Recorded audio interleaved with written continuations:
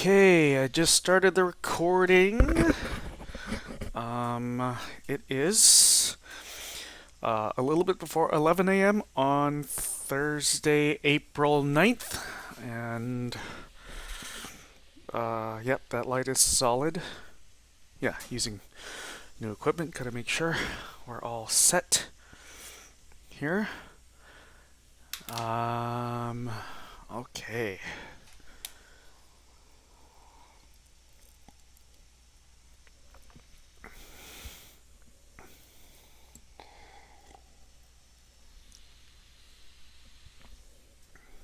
I'm gonna put this. There we go. Right there.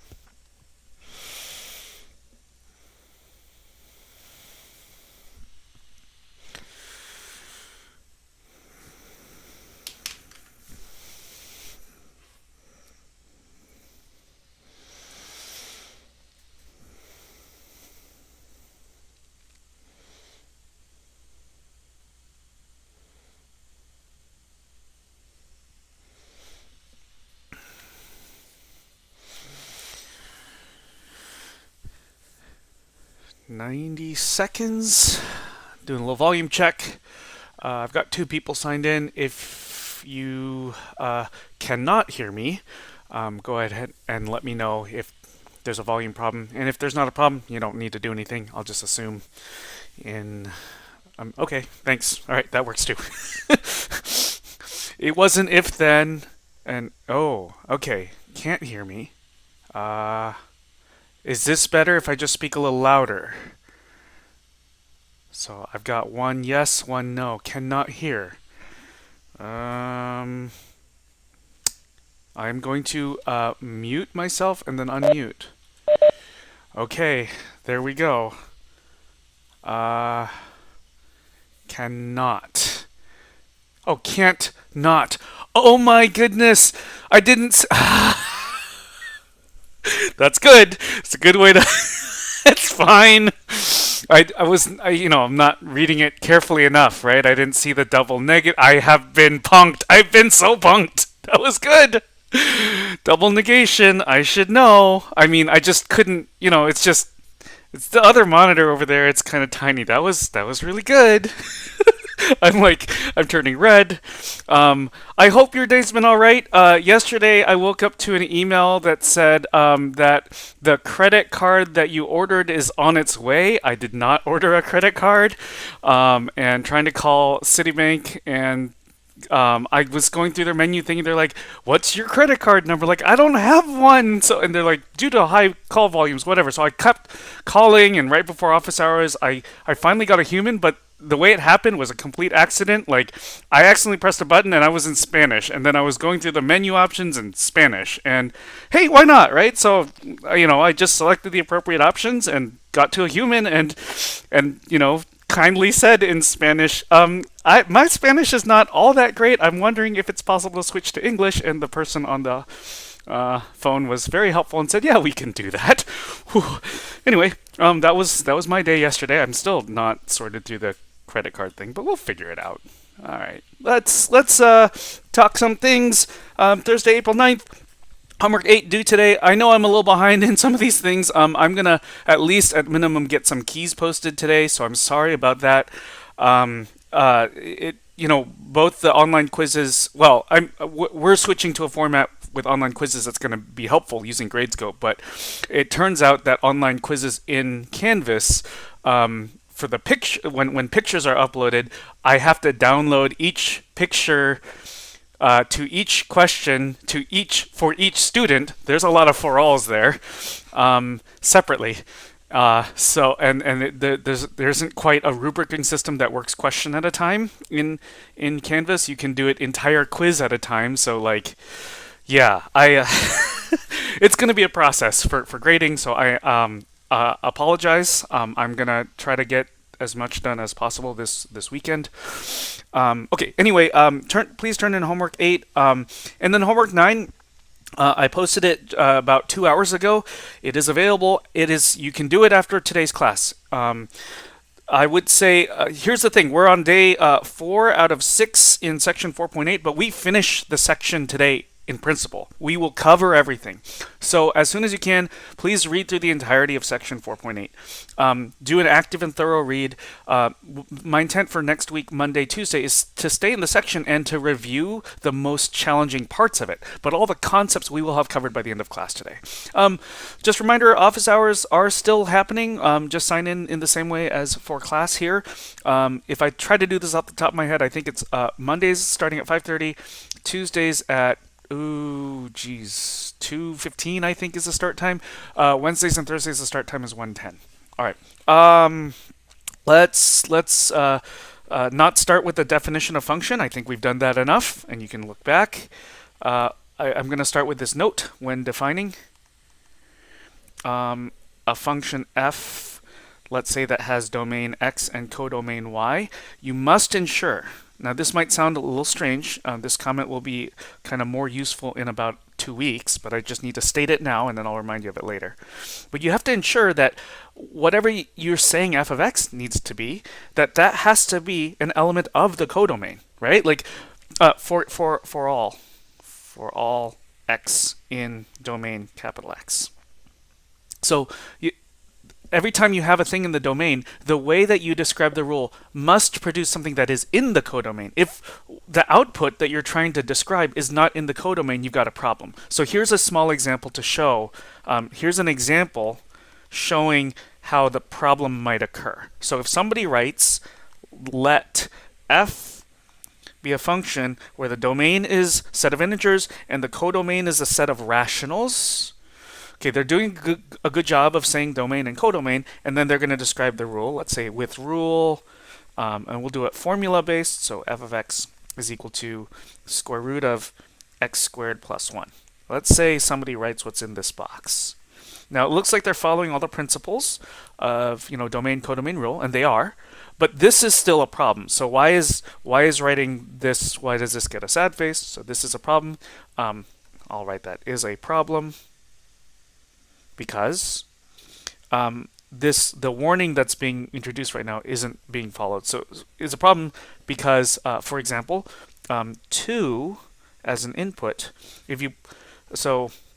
two, I'm going to underline, color code things. So 2 is my x, and for each x that's in each little x that's in capital X, or our capital X is of course z right now, there's x. When you apply f, you need to get something that's in capital Y, or in our case, the set of rationals. Take a look at what we get though. Let's see, root 2 squared plus 1. We get root 5. And the problem right now is that root 5, it needed to belong to the set of rationals, but it doesn't, right? So, I mean, if there's a way to fix this, of course, as written inside the box, that doesn't work, but here in blue, let me just write, we could fix this. Fix by putting any set that would contain all of the outputs. So we could put a set of all reals there. That'd be an easy way to fix it. But you do have to make sure that every output really belongs to the set that you are using as the codomain. If it doesn't happen, you might need to change the codomain to legitimately define a function. You've heard now consecutive days this thing to please look at f versus f of x, right? So this, and we sort of dug into this already, but we're gonna see other examples of why this warning applies throughout today's class. Let's see, scroll down. F is a function, and if x is in the domain, so I'm not using a capital A or capital whatever. I don't know we didn't say what the domain is right here. Okay, if x is in the domain, then f of x is in the codomain, right? So what's underlined here, f of x is a thing inside a set, whereas f is itself a relation or a function. Okay. You'll see evidences of this in our new definition, one of our new definitions today. So this one's new. Let f and g be functions. So in the start of this definition, we haven't done much. We haven't said what the rule. Sorry, we haven't said what the domain of either function is, or the codomain, or the rule, because I want this definition to be able to apply to any two functions. So what are we going to say? We will say f and g are equal. So I am now trying to define what it means for two functions to be equal, right? And we write, as our shorthand notation for f and g are equal, we just write f equals sign g, if, and three things need to occur. So first, f and g have the same domain.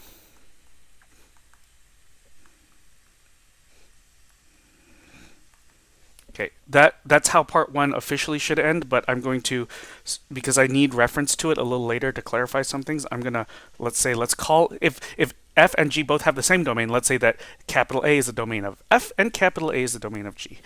Part two, f and g have the same codomain, and we'll call it, again, you don't need to put a call it thingy in parentheses here technically to write the definition, but I'm putting it in here right now because it'll help clarify some things in a moment. And then part three, now that I've named that capital A, for all x in capital A, f of x is equal to g of x. Of course, there'd be a way to write part three without using a capital A. If you didn't mention a capital A in part one, you could just write it in words, for all x in the set that is the common domain of f and g, right? So it gets a little weird, so that's why I thought I'd just use a capital A. Before we do anything else, let's see how the warning applies. So you'll note every time you see f versus f of x, whether you read what I write or you write and you just double check what you're writing, I'm very intentional right now that this is f, not f of x. Same, g, not g of x, right? Same deal here. We're talking about right there, f, the function, right? What it means for one function to equal another function. And take a look here.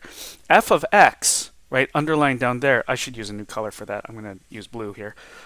This thingy, that's not the function, is it?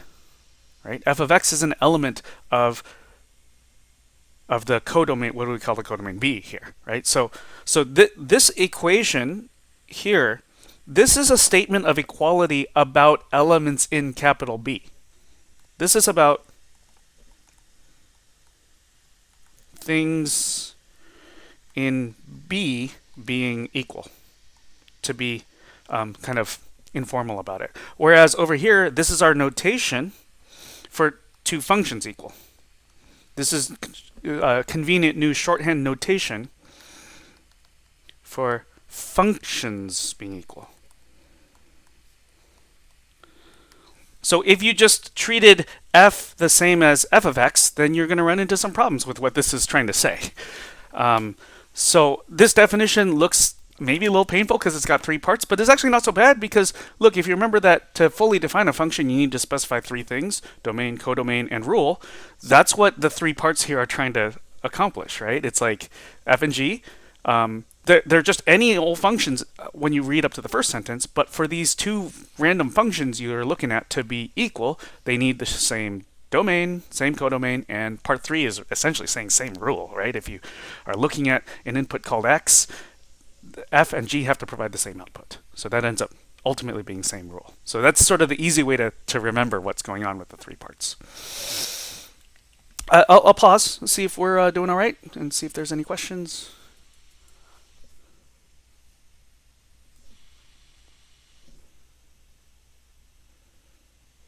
Okay. Yeah, I have the note in the PDF. I kind of said it aloud. That f. This is the. Oh, I know it's already all in blue here, right? So I'll just write one thing that I see as. I mean, the whole point is f of x is an element of capital B, g of x is an element of capital B. All right. So then I think I've covered. I already said it. Okay. And then here's another thing. We said this yesterday. This warning. But I want to give a new reason to pay attention to this warning. You have to always sort out, tell apart set versus relation, versus function. Of course, each function's a special case of relation and so on. But the real reason is this. So especially with set versus function, I'm going to add a new reason why this warning is important. I mean, it's important enough as it is just to know what kind of thing you're dealing with. But the thing is, proving sets are equal.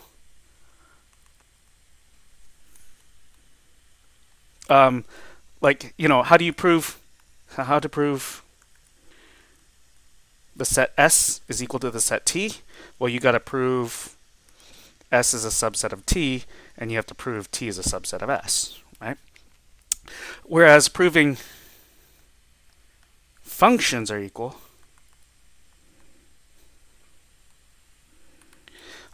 it's the three parts up there. 1, 2, 3. If this bothers you, maybe it should a little bit, that like you're like, wait a second, but a function is just a special kind of set. So how come there's a different method technically to prove that two functions are equal? So this is kind of, if you're noticing that, we're poking at a little bit of the slight inconsistency in how things are done, but that's life. And I think it'll be okay, in this case and we'll see examples of proving two functions are equal in just a moment. Let's see, one note here.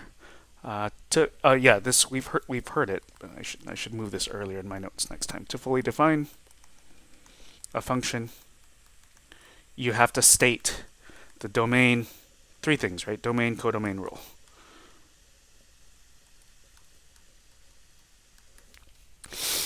Okay, let's look at one other new definition for the moment, and then we can practice our two new definitions by proving a theorem together. So I'd like to let f be a function from b to c, and g a function from a to b. Okay, that's the first sentence. I'll give you a moment to write, because I want to already say something.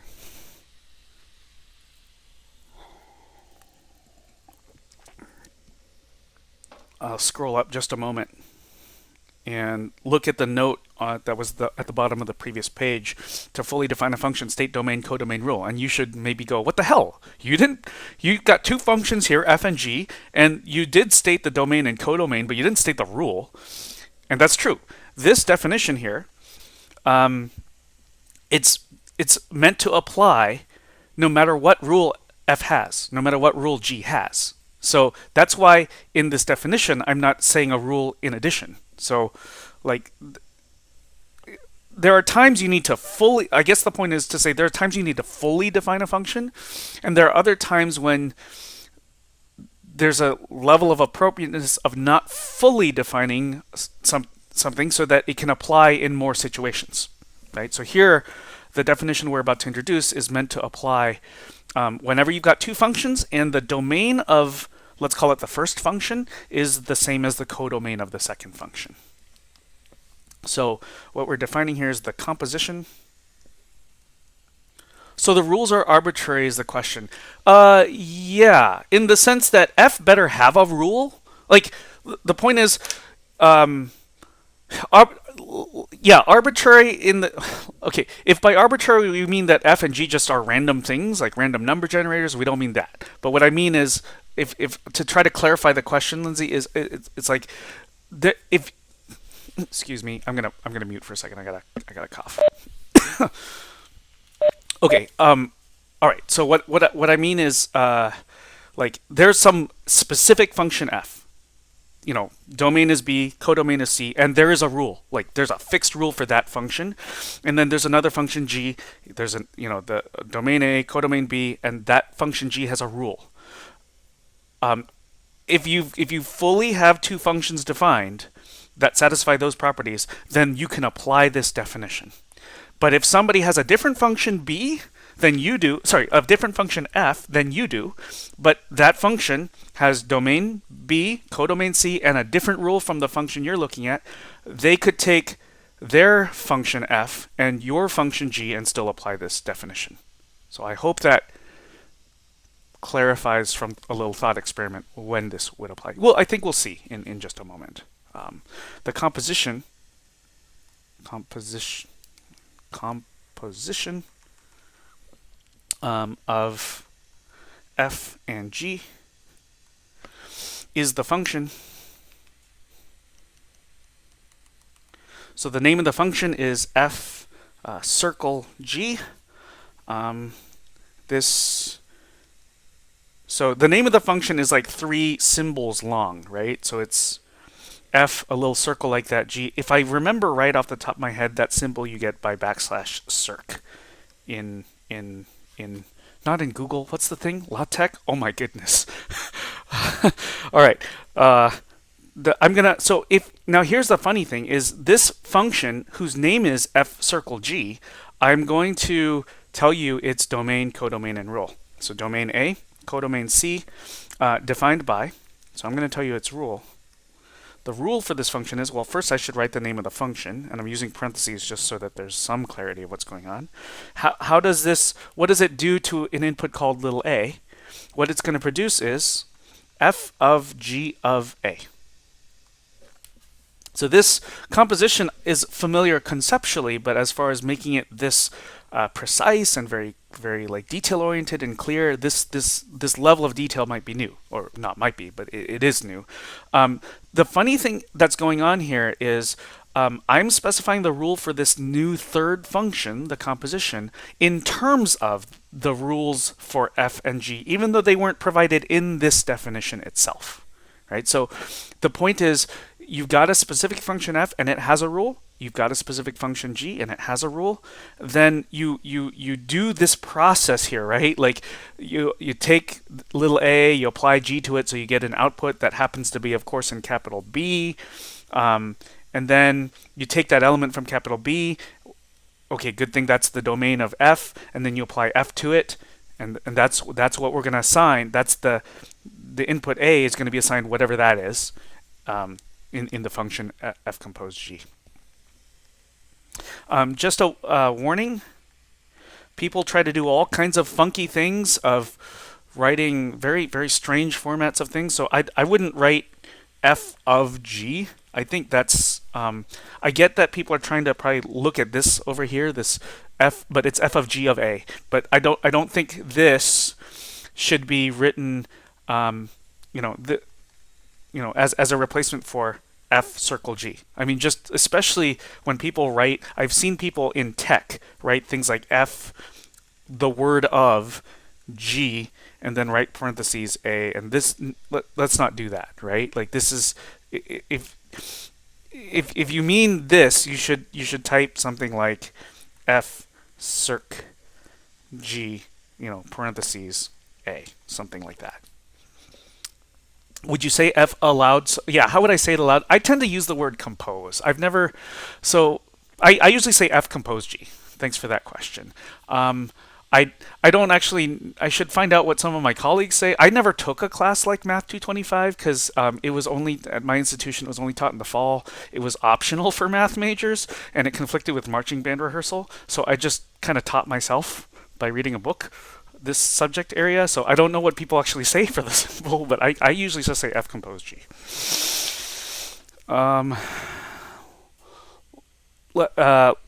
So as far as how would you say, like, this, of course, this, if you need to type this or write this, like handwritten work, write this, for what's on the right side. But I've seen people I've literally seen people, handwrite on quizzes things that look like this, or try to type text that looks like that. And I get what you're trying to say, but the point is, like, yeah, there's places for words, right? English words definitely have a place in this class, but symbols do too. And I think the point of, I mean, LaTeX actually really helps if you use it appropriately. Use math mode as far as you can. It really helps train the sort of thought process of, like, between this $sign and that $sign is a bunch of symbols, but that's a thing, right? Like, that's conceptually some noun, and then I'm going to do something with it. And so anyway, I've also seen the following. I think this is a more common, more natural error that occurs, but I've seen people try to do this. So please don't write f parenthesis g close parenthesis as a replacement for f circle g. right? Like this to me looks like you're feeding in. This to me would have some meaning. It's like a function f whose domain is a set of all functions because g is a function or something like that, right? And those kinds of things actually exist out there in the world. So if you mean this, then write that. This is some kind of mishmash of trying to, I think, do a thing that looks a little too much like what's up there. So the theorem I'd like to prove, and this will help clarify this definition of composition. It'll help with the previous definition as well about what it means for functions to be equal. The theorem itself is stated very short. Function composition is associative. So we actually, sometimes theorems are stated like this in a very generic sense. Some of the details are missing in some sense, and then we've got to fill in details that are going to make sense for this thing. So how do we prove a thing like this? We actually have to build the functions that are going to appear. And for the compositions to make sense, I'm going to do this. F as a function from A to B, and G, suppose G is a function from B to C, and suppose that H is a function from C to D. What specific rules F, G, and H have, we're not specifying. So if you have any functions, and as long as the first function's codomain is the second function's domain, and the second function's codomain is the third function's domain, then we're good here. Of course, when I say first, second, and third, of course, that's not what you have. Shuffle the order, I guess, right? We will prove that quantity H compose G, close parentheses, compose F, is equal to H compose quantity G compose F. So that's what associativity looks like for other operations. Oh yeah, we could, by the way, we could call this thing an operation, right? It's an operation for functions. You start with two functions, you apply it, and you get a new function. Just like number operations like addition, 2 plus 5 gives you 7. So this is just like what associativity would look like for addition of real numbers. It's just the objects are not numbers, the objects are functions, and then the operation is not addition, the operation is composition. Okay, so first of all, I'm going to leave it to you to you've got to carefully go through this claim later. Both H compose G compose F, that function. Oh, that looks a little too much like of. I'm going to raise that circle. I didn't mean it to look like that. And H compose quantity G compose F. Both of those functions have domain A and codomain D.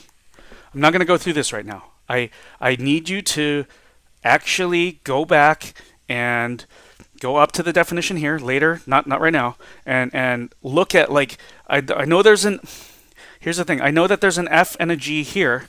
The F and G that are up there in the definition, think of it like a formula. It might not always be the F and G here. Maybe for F, you've got to plug in this thingy, and for G, you've got to plug in that thing. You got to work that out, right? So I'm not gonna do that right now. It's a lot of pointing. It's hard to do in class, but I think if you do it, it'll work out okay. What I'm trying to say is, in proving that two functions are equal, you've got to show that they have the same domain and the same codomain and the same rule. I'm just trying to knock out in this sentence the domain, same domain part, and same codomain part. You've got to go check the details. What I'm trying to do then is, if I scroll up, I'm saying in that one sentence, and yes, I'm cheating, we've check. What we have left to do is for for everything that's in the domain, do the two functions produce the same output. So I'm going to basically write a version of this down there, except it's not F and G that we're trying to prove are equal, right? So take a look at what functions we're trying to prove equal. Let me underline them. That's one of the functions. Here's the other function. So we want these to have the same rule. We already said that the domain is A. So what we're going to show as part 3 is we want to show for all A in A, the first function here, so H compose G, close parentheses, compose F, that of A, oh, that doesn't look clear. So I'm going to throw in another set of parentheses. That should equal the other function, so H compose quantity G compose F of A. That also does not look clear, so I'm going to throw in a set of parentheses.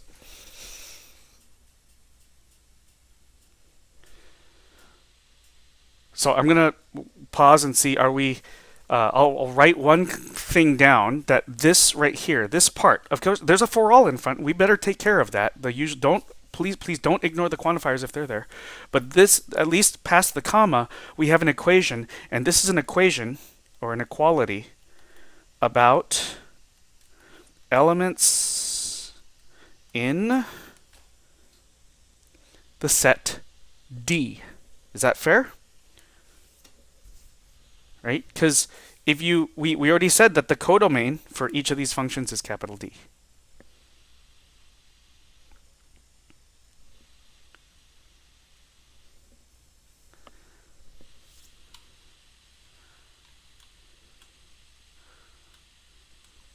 Okay.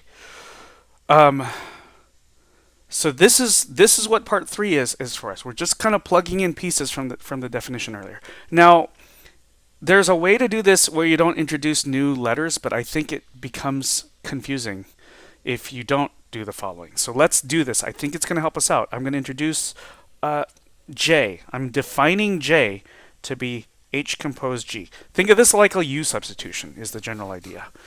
By the way, if you go back to the definition of composition, based on the fact that the output of G feeds into H, let's scroll back up here. The output of G, so you start with a thingy in B, you apply G to it, you get a thing in C. Oh, that's valid for a thing, that's the type of thing you can apply H to, and you're going to get something in D. So you can just see even from here, or go back to the official definition and plug things in, that this is going to be a function from B to D.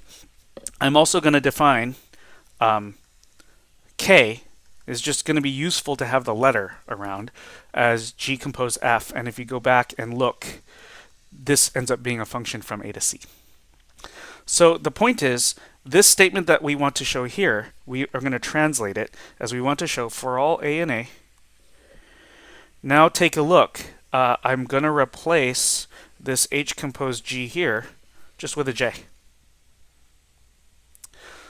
So we want to show J to replace what's underlined in green up in our earlier want to show over here. Compose F of A equals H compose, you'll see it, K of A.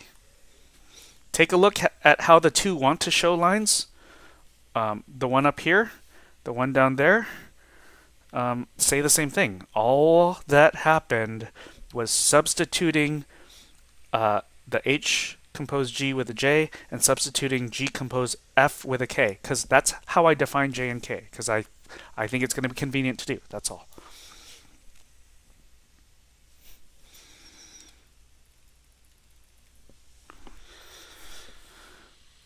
So if we want to show, or we need to prove a thing that starts for all, we should let something belong to that set A, right? And then we want to show this text up here. I'm going to recopy it though. J compose F of A equals H compose K of A. Now I know very often we work from a standpoint of you start to prove an equation being true, you start with one side and then you keep doing things and substituting to get to the other, and there's a way to do it that way, but this time around I'm going to just do it a little differently. I'm going to just look at the left side. So the left side says J compose F of A.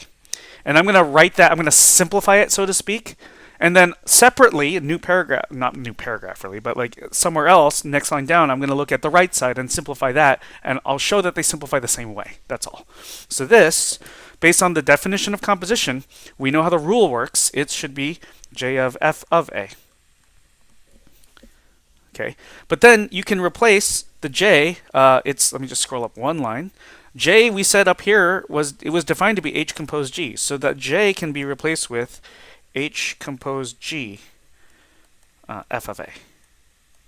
So that the input into So, I mean, take a look at what's going on. F of A is a thing, right? F of A happens to be an element of capital B, and all we do is we take this F of A thingy, which belongs to capital B, and we apply G to it, and then we're supposed to apply H to it next. I mean, here, we're just applying what function composition means.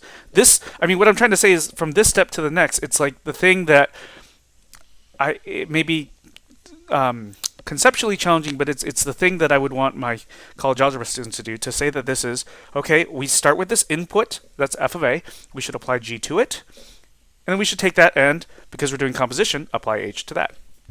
So that's how the left side simplifies. The right side, I'm going to copy this over here. So H compose K of A. Well, by applying how the definition of composition tells us this should be written, H of K of A. Just to make sure we're clear about going from this step to this step, I should have maybe said it earlier. We're applying this. Oh, this got messy. We're applying this ID over here. That's all that's going on. Just it's not F's and G's is all. It's just different letters. Okay, and then I'll keep the H of, but what I have not written in parentheses is the K of A, and that's because I'll write the of A part, but the K can be replaced with G compose F.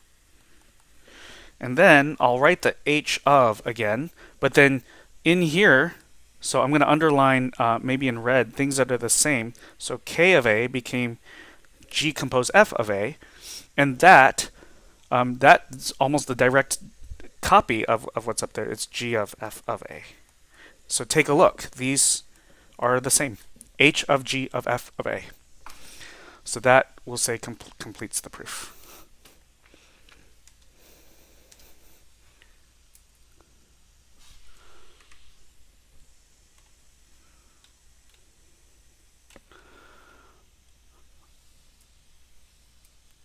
Okay, I'd like to remind you, I lost my mouse, there we go. I'd like to remind y'all of the newest of definitions yesterday, because we're going to make some points right now. So let's just start with, these are not formal definitions. Let f be a function from a to b. I just want to briefly and kind of quickly recall that f is injective, or f is one-to-one. That this was for all two things in the domain, so I don't know, maybe I'll call them C's and D's in A. If f of C equals f of D, then C is equal to D. Okay, and again, my thought process is there's two quantifications, but it's largely, the way I'm thinking about it is if the outputs are the same, the inputs are the same. F is surjective, or we can say f is onto.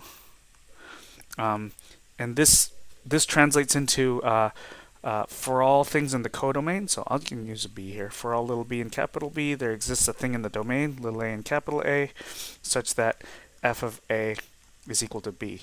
And then finally, we ended class with f is bijective, or f is one-to-one correspondence.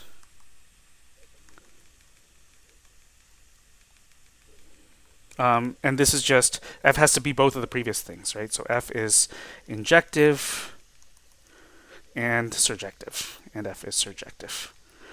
Of course, we could write this the other way, but let's not. Let's move on to important things right now. So you don't want to use language like f of A is surjective. I see this kind of language. I mean, I say this daily right now, and people will still do it. So please don't do that. That the language would be like f is surjective. Right? F of A is an element in the codomain. So what business does an element of capital B have being surjective if it's not a function? Okay, so why bring this up? It's because bijective functions have a kind of a number of other special things going on for them. So let's let f be a function from A to B. So let's let this be a bijective function. This definition only applies to functions that are bijective. So you've got a function, let's say you've got a function f, and you don't know if that function is bijective. This definition does not apply. I cannot stress this enough. The only time this definition applies is if you start with a bijective function. So, either in the problem I would have to tell you the function is bijective for this definition to apply, or you would have to yourself prove that that the function you were given is bijective because you looked at the rule and proved that the function was bijective. So here we go. The inverse function of f is the function f inverse, f to the -1 is what the notation looks like, b to a. So look, the domain and codomain have swapped, right? It used to be a to b, now it's b to a, defined by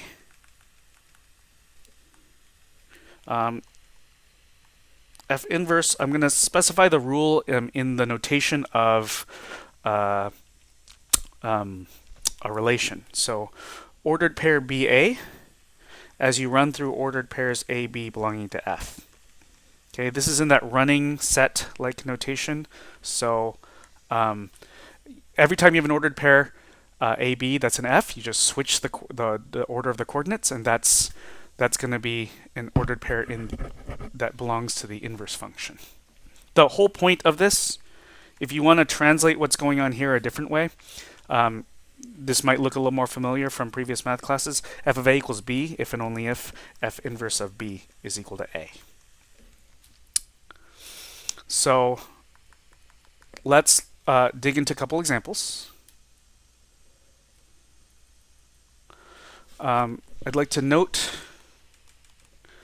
that the function f from reals to just the positive reals, so codomain is the positive reals only, 0 is not included, with rule f of x equals 2 to the x is bijective. Right now I'm not proving the function is bijective. It is not the purpose of what we're going to do right now. So the inverse function, so we can apply this definition that's boxed. The inverse function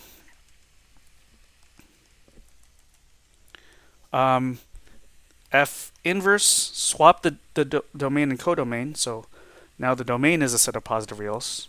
Codomain is the set of all reals. This exists. Specifically, I'd like to note that because f of 3 is 8,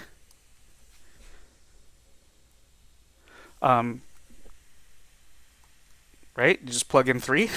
So then f inverse of 8 should equal 3. If you'd like to write the same fact using other notation, the one that's more like in the definition box, ordered pair 3, 8 belongs to f.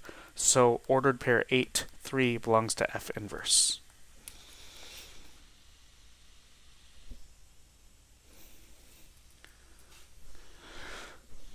Okay, you all know this function f inverse by a different name, actually. I wasn't going to state this, but just as an extra, I'll just comment that f inverse of t, I don't know, I'm going to use a new letter, happens to be log base 2 of t.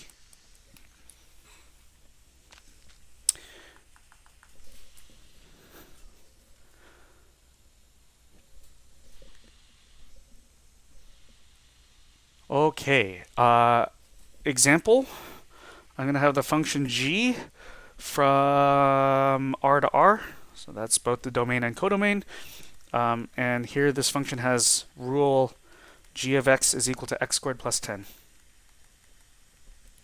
This function's not bijective, right?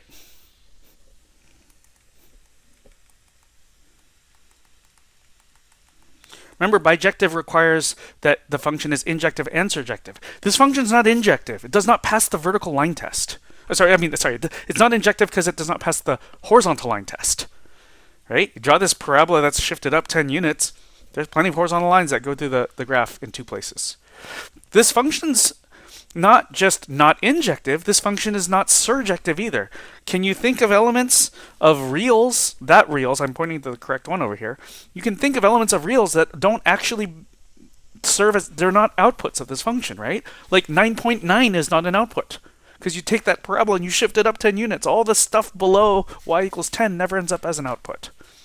So there's no inverse function. So no inverse function. The definition up there requires that you have a bijective function. So the definition cannot be applied over here.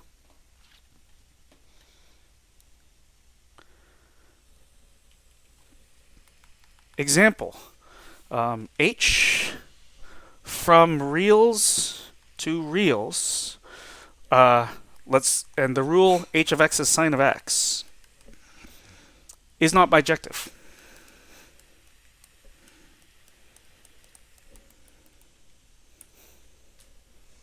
Everybody agree that this function h is not bijective? H, just like the last example, g, is not injective and is not surjective. H is not injective, right? So for injectivity to happen, the horizontal line test would have had to occur. But you can draw a horizontal line that goes through that touches the graph an infinite number of times. Just like the x-axis is a horizontal. I mean, this function's periodic, for crying out loud, right? So every you have a spot in the graph, and then 2 pi later to the right, the horizontal line, was going to go through that next point. This function's not surjective. Not every real number ends up as an output. Remember, the values of sine are always stuck between -1 and 1. So what's our conclusion? Oh, wait till somebody unmutes or types. What do we say about h?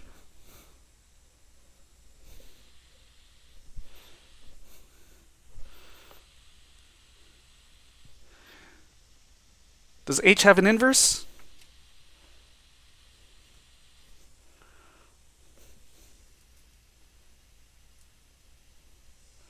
H has no inverse function, right? So no inverse function. H has no inverse. Thanks, Lindsay. Has no inverse function. You are probably very, very bothered by this statement right now, huh? Because you're like, wait, but in trig, I learned sine inverse. You might have learned it by a fancier name of arcsine. So let's now clarify that. I'm going to change the domain, negative pi over 2, closed interval. I'm going to change the codomain, -1 to 1. I'm going to keep the rule. So the rule, I've named the function k, so I'll stick with k of x. Same rule as the previous function, but the domain and codomain have changed. This function is bijective. So you're going to have to check that. We're not going to do a formal proof of it right now. I'm just going to say, the problem with these trig functions is this periodic nature. Periodic means that you keep getting repeated y values. You just move a period over, and then you get the same y value again. So I cut out most of the domain so that we don't have this periodicity problem anymore. And then also, you needed everything in the codomain to be an output, so I just shrunk the codomain so that it matched the range. This function is bijective, so k has an inverse. So here's the funny thing. It's like when you studied I don't know if when you took it, when you studied trig, was it in a class called trigonometry? Was it in a class called pre-calc? But wherever it was called, you get taught that this function up here has an inverse. I mean, of course, it doesn't. You don't even talk about domain codomain business in this language anyway. But what I'm trying to get at is we've got to be a lot more careful about some of the things that are going on here. So, since we have an inverse, let's just clarify here that k inverse, of course, you need to swap the domain and codomain. So, k's codomain ends up being k inverse's domain, and then put the domain of k here as the codomain. And this is one of I think one of the great reasons that future math teachers should be taking this class is because there's a lot of sticky points that come up. Like when you took trig, you may have learned, you might have forgotten, that arcsine or sine inverse always produces an angle that's between negative pi over 2 and pi over 2. This is the reason why. So, sine of pi over 6 happens to be 1/2. So k inverse of 1/2 is pi over 6. Sometimes people want to provide other answers, other angles, but it's literally the angle pi over 6 is the one and only one angle, the unique angle that that is the output here of k inverse. Okay. I'm going to note again, I've already said it, but I can't specify enough here that f inverse b to a is only defined if f is bijective. So you either have to prove that f is a bijective function, or you have to just be told for free that f is a bijective function. If you don't have that information, so you don't have enough info to know that the f that you're dealing with is bijective, then don't apply that definition. Can't do it. Okay, I've got to end on the following. I think a lot of questions will come up, and that's okay. But this, I've got to talk about this on the same day as we talk about inverse functions. So let f be a function from a to b, period. Notice this definition, this sentence doesn't require having a bijective function. Then the preimage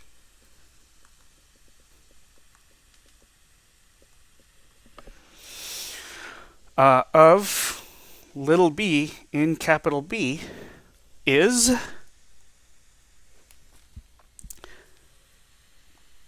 f to the negative 1 power.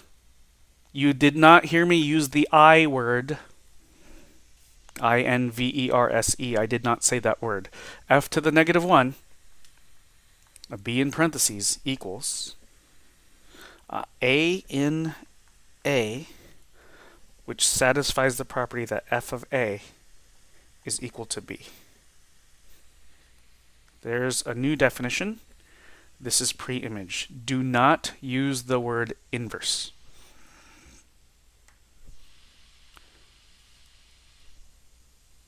This definition always applies. One more quick definition, and then we can talk about concerns. Let f from a to b. Let z be a subset of b.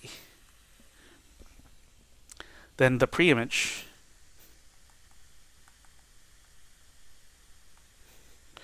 of z, which we already said, this z is not the set of integers. It's not double-lined, by the way.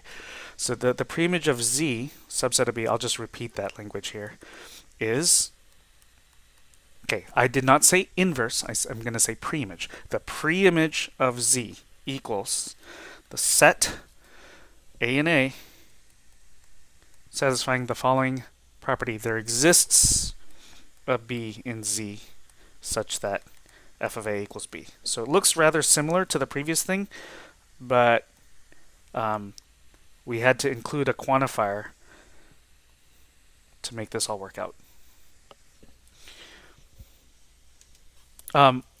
Before looking at an example and taking a question, I'm going to just comment that this definition, the second preimage definition, it looks like, and I want you to think back to a definition we looked at yesterday. If you have a subset, let's call it S, of the domain, then we had the image of that set S, and it was f. We put the set in there, and this was f of s, f of little s, as s runs through S. I want you as much as possible. So this is reviewing an old definition, but I want you to think about how are these similar and how are they different? So this technically ends the section, but we have a couple things to sort out here, right? So first of all, you're like, preimage is used here, preimage is used there. The thing you need to sort out of which of these two definitions applies is you look when you see this f and then you see this -1 exponent up here, you need to ask yourself the thing in parentheses, is it like they're a little b? I mean, maybe it's not even a lowercase letter, but is it an element of the codomain? Or is it like this capital Z here? Is it a subset of the codomain? If what's in parentheses is an element of the codomain, you apply this first definition, because you've got to have an element of the codomain.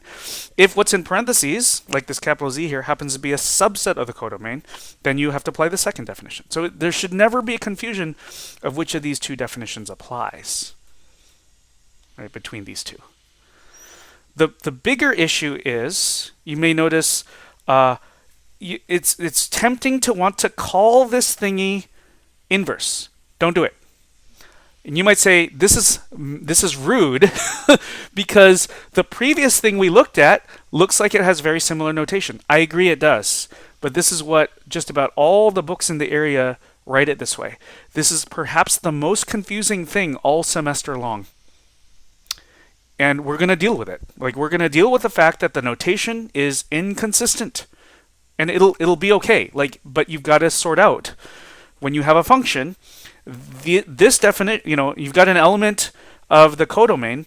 This definition always applies. The definition up, let me scroll up back here. This definition, in other words, notation that looks like this, f inverse of b over here, this only applies when you have a bijective function. So let's look at a brief. We talked about image and preimage earlier in the week. Yeah, so what we've done is, the whole point is, that's a good question. So we've got a function, let's just say from A to B. And the whole point is, you might have an element of the domain, or you might have an element of the codomain. You might have, I'm going to try to use the same letters we were using from just a moment ago. You might have a subset of the domain. Or you might have, what did I use here? A capital Z. You might have a subset of the codomain. And the point is, we can validly talk about an image of this. Image of A. We can talk about a pre-image of B. We can talk about an image of S. That was what was just reviewed up here. And we can talk about a pre-image of Z. So at the top of this page, these two new definitions over here, they are these things. And yeah, so I hope that. Also, the thing is, the word preimage is used kind of in a couple ways, but it doesn't actually create any ambiguity as long as we use the notation appropriately. I think what I'd like to do with 20 seconds is just maybe mention one thing about this first definition. So let me copy paste it so that I don't and just say, like, I'm going to make a quick example. If you have, let's say, the function f from reals to reals, in fact, one that we dealt with earlier, f of x equals x squared plus 10. This function is not injective or surjective, right? So the point is, this function is not bijective, so we better not be thinking inverse. When I write, let's find this, you cannot be thinking about inverse. Do not say inverse. The definition of inverse does not apply here. This is preimage. So take a look at where B is, and we're just gonna, so brace, and then A in capital A, our capital A in this example is reals. So I'm going to put reals there, colon, f of A equals, B, by the way, right, is 35. So I'm going to put where this B is, I'm going to put a 35. So take a look at what this set is saying. We are trying to create a set that has all the real numbers which satisfy the property that when you apply f, you get 35. Can you tell me an element of this set?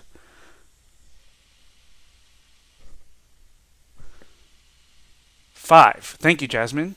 Can anybody tell me another element of this set?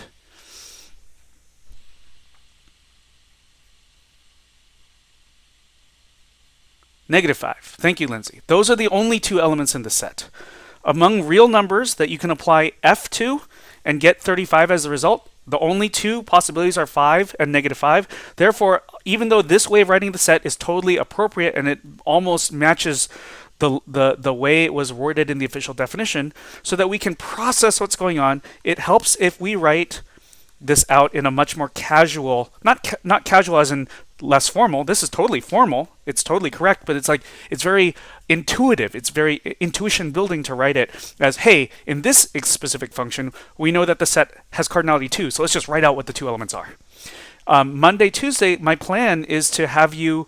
It's worksheet day. I'll see how this works. I don't know exactly about format, but I want you to, I'm gonna create some exercises that really give you an opportunity to practice some of these definitions. Like when does preimage apply? When does inverse function apply? But like all the content is here. I'm just trying to, even right now in this short example, sorry to go a little over time today, but even in this little example, I'm trying to model this idea of, take a definition, look at a specific function, and go apply it, and try to make things as concrete as possible like this. Like whenever people are stuck in homework, this is usually my first step with people. I say, let's not even look at this problem. Let's just look at a specific function and play with the definition, build as much intuition about what's going on as possible.